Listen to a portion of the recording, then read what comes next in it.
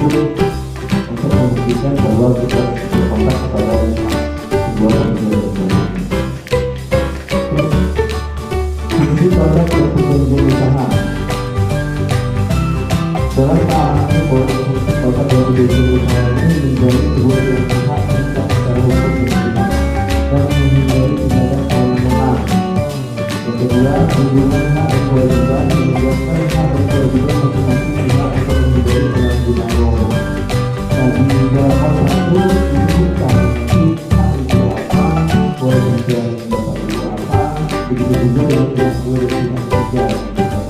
Kewajiban apa yang harus dipenuhi, haknya apa yang harus dipenuhi. Yang ketiga, meminimalisasi risiko, mengurangi potensi atau konflik yang mungkin terjadi dengan pendapatan yang bersangkutan.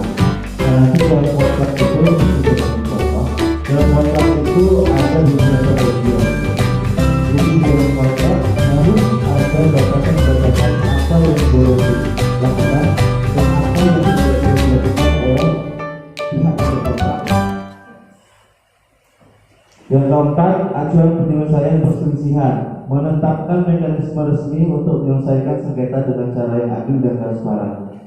Nah, kalau kita sudah ada kontrak kerjasama atau kontrak bisnis, kontrak usaha, itu apabila salah satu dari pihak itu berprestasi atau melanggar atau tidak sesuai dengan perjanjian, itu bisa kita gugat ke pengadilan.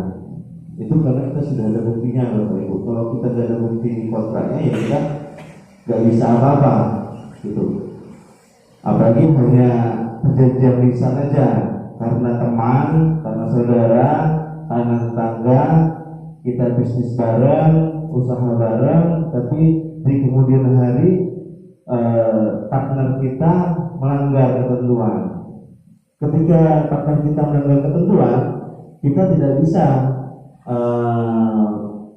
menghukumnya atau melaporkannya. Karena apa? Karena kita tidak ada bukti bahwa kita melakukan perjanjian dengan partner kita.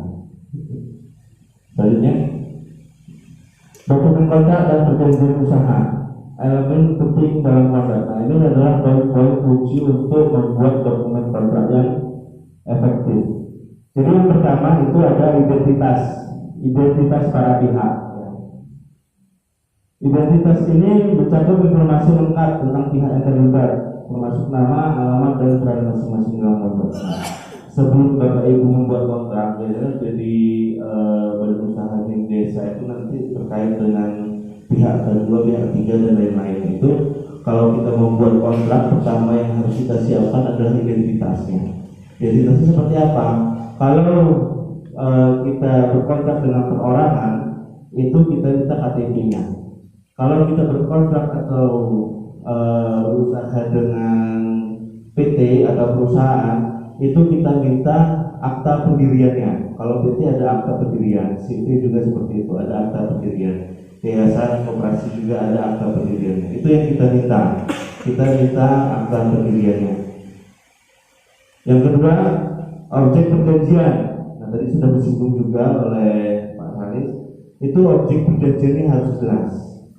Menjelaskan secara detail apa yang menjadi objek kesepakatan seperti barang atau jasa yang disepakati dalam kontrak. Nah, itu harus detail Bapak Ibu. Apa yang tertuang dalam kontrak itu harus jelas. Apa yang mau kita kerjasamakan. Misalkan kita mau kerjasama dengan produsen pupuk. Nah, itu harus jelas item-item apa yang mau kita kerjasamakan di situ. Jangan sampai ada yang terlewat.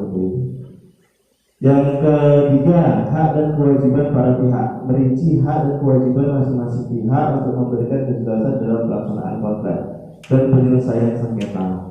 Jangka waktu dan pembatalan. Menetapkan durasi berlakunya kontrak serta syarat-syarat yang mengatur pembatalan kontrak sebelum waktunya. Nah, itu juga Bapak Ibu harus jelas jangka waktu dan syarat pembatalannya. Jadi kita kerjasama itu nggak bisa selamanya ya dulu. Biasanya ada jangka waktunya 3 tahun, 4 tahun, 5 tahun, atau hanya setahun, atau hanya 6 bulan kalau kita kerjasama dengan kontraktor tidak lama. Itu harus jelas bahwa itu tertuang dalam kontraknya. Ada misalkan 6 bulan di situ, itu harus ditulis 6 bulan. Kalau nanti dan di sini juga ada syarat pembatalannya. Nah, nanti harus dituliskan apa saja hal-hal yang bisa menyebabkan pembatalan kontrak tersebut. Misalkan kita kerjasama dengan kontraktor pembangunan sebuah gedung, gitu ya Bapak Ibu. Kontraktor pembangunan sebuah gedung nanti dituliskan spek, biasanya dituliskan speknya Bapak Ibu ya, speknya dituliskan, nanti dituliskan juga apabila tidak sesuai spek itu bisa menjadi penyebab pembatalan perjanjian. Gitu Bapak Ibu. Itu harus ada juga Bapak Ibu. Apabila nanti di luar tenggat waktu yang telah ditentukan bahwa pembatalan perjanjian ini dianggap dibatalkan, itu harus ada juga, harus jelas juga Bapak Ibu, agar perjanjian kita tidak meleset. Karena kita secara profesional kan melakukan perjanjian. Yang terakhir, tanda tangan dan materai menegaskan kesepakatan secara hukum dengan ditandatangani kontrak dan pemasangan materai sesuai ketentuan peraturan undang-undang. Nah, yang terakhir itu tanda tangannya harus tempel materai. Materai itu untuk apa? Untuk pajak dokumen sebenarnya. Nah, kalau nggak ada materai, bagaimana? Ya sebaiknya ditempel. Kalau sudah terlanjur yang lewat tidak ditempel materai, itu minta ditempelkan materai dari kantor pos. Nanti dokumennya dibawa ke kantor pos, biasanya mereka tempelkan materai dengan cap kantor pos itu untuk pajak dokumen. Materai itu untuk pajak dokumen, bukan untuk syarat sahnya perjanjian, bukan. Syarat sahnya perjanjian itu yang tadi yang disebut Pak Salis tadi, kecakapan, adanya hal yang diperjanjikan dan lain-lain, itu syarat sahnya. Kalau materai itu bukan termasuk syarat sah, itu hanya pajak dokumen. Next, jenis-jenis kontrak. Nah, sini ada jenis-jenis dalam berkontrak. Yang pertama ada surat perjanjian investasi, yang kedua surat perjanjian proyek desain, yang ketiga surat perjanjian kerjasama subkontraktor, yang terakhir surat perjanjian kerjasama subkontraktor. Nah, untuk jenis perjanjian mungkin lebih banyak lagi yang terjadi. Ini hanya contohnya saja. Next, penyusunan kontrak. Yang pertama itu ada judul dan nomor surat. Itu langsung ke ini next. Nah, atas.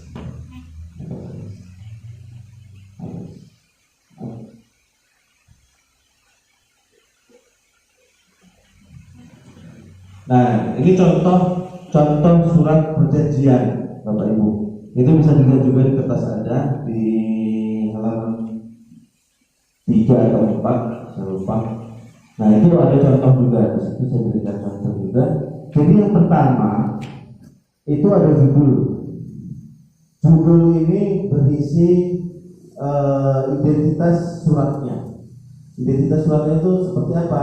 Ya, jadi dijelaskan surat ini perjanjian kerjasama antara siapa dan siapa. Kalau di sini saya berikan contoh perjanjian kerjasama berjualan produk, peningkatan kualitas produk dan peningkatan kapasitas SDM antara Badan Pengelola Usaha Universitas Muhammadiyah Kota Bumi dan Badan Usaha milik desa.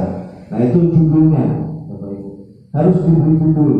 Setiap surat itu harus diberi judul. Yang kedua itu ada nomor surat.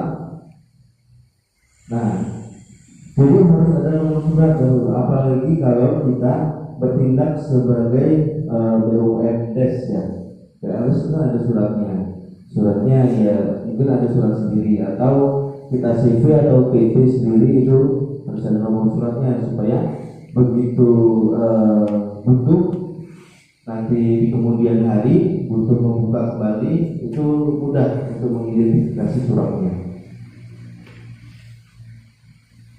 Nah, ini.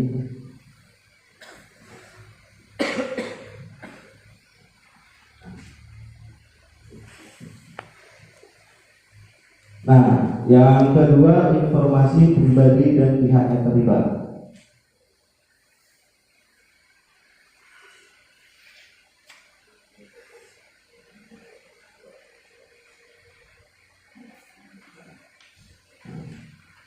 Nah, di sini harus ada tanggal juga, Bu.